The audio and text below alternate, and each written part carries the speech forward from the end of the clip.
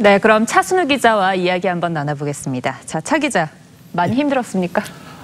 예, 상당히 답답했습니다. 예. 무엇보다 힘들었던 점은 얘기할 사람이 없었다는 건데요. 일을 할 때나 쉴 때나 연락할 사람이 없다고 느낀 적은 많이 없었는데 막상 고립돼서 그리고 그것을 연락을 할 수 없게 되다 보니까 가슴이 답답하게까지 느껴지면서 불안감에 더해서 스트레스도 엄청나게 느꼈습니다. 근데 이 스트레스를 주는 외로움, 사실 생소한 주제이기도 한데 왜 취재를 시작하게 됐습니까? 이 취재 시작은 영국에서 외로움 담당을 하는 장관을 임명했다는 외신 기사를 접한 것에서 비롯됐습니다. 예. 영국은 왜 정부가 나서서 이러한 외로움이라는 개인 감정을 관리하려는 걸까라는 의문에서 시작한 건데요. 저희가 취재를 직접 해보니 미국이나 그리고 호주 등 선진국에서도 외로움은 하나의 질병이나 전염병처럼 간주가 되고 더 나아가서 사회 생산성까지 떨어뜨린다고 보고 여러 가지 대응책이 마련된다는 걸 알게 됐습니다. 네. 반면 우리나라에서는 이러한 외로움에 대한 문제의식 자체가 거의 없는 상태이기 때문에 경각심을 전달해야 된다는 차원에서 이 취재를 시작하게 됐습니다. 자, 취재 과정에서 시민들을 만나서 한 200여 명에게 설문조사도 했더라고요. 외로움을 느끼느냐. 실제로 만나보니까 어떻습니까? 이번 조사를 하면서 느꼈던 점은 생각보다 많은 사람들이 외로움을 느끼고 있었다는 것이었습니다. 예. 설문에 참여한 많은 분들이 자신이 이렇게 외로움을 느끼는지 몰랐다는 반응을 보였고 조사 결과 10명 중에 4명꼴로 심각한 외로움을 호소했습니다. 반면 이 조사에 응한 사람들이 외로움을 느낀다고 밝히는 것을 꺼려하거나 혹은 부정적으로 인식한다는 것도 이 취재 과정에서 느낄 수 있었는데요. 이 때문에 실제 우리 사회에는 외로움이 더 많이 퍼져 있고 그에 따른 문제도 더 심각할 것으로 추정됩니다.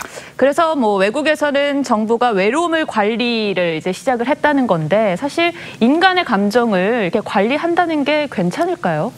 네, 취재 과정에서도 그러한 어떤 지적을 많이 받았었는데요. 예.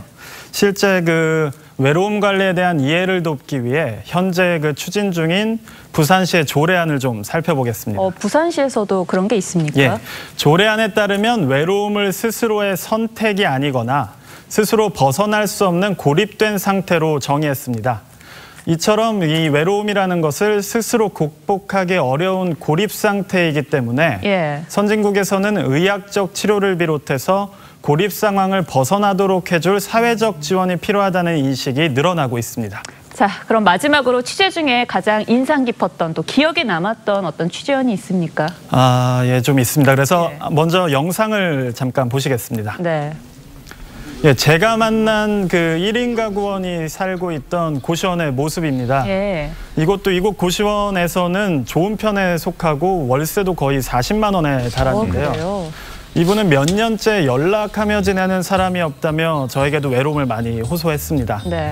근데 제가 이 고립 체험을 했던 모텔방은 이 보여지는 고시원보다 훨씬 넓고 쾌적했고요. 예.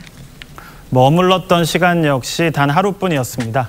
하지만 지금도 많은 사람들이 이 심각하고 열악한 상황에서 1년이나 10년, 몇십 년 가까운 이런 긴 시간을 고립돼 있고요. 여기서 좀 더 추가적으로 드리고 싶은 말씀은 지금 현재 우리나라의 외로움에 대한 정책은 고독사라던가 자살과 같은 결과적인 부분에 많이 집중이 돼 있습니다.